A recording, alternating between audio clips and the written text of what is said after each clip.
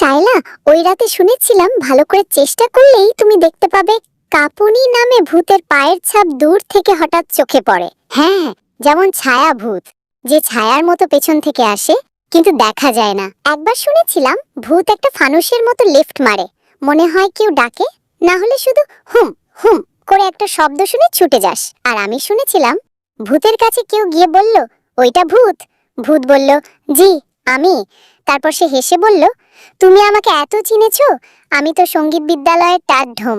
তুই বিশ্বাস করবি, ভূত নাকি রোজ গানের ক্লাস নেয়, তাই রাস্তায় গান শুনলে চিনে। আমি তো জোরে হেসে উঠলাম। কাছে দূরে ভূত সব গুনে ফেলবে, সেটা যদি গান শুনে চিনে, অদ্ভুত তবে মজার না? ঠিক বললি, রাস্তার ভূত সঙ্গীতজ্ঞ। এই শুনে হাসি ধরে রাখা যায় না।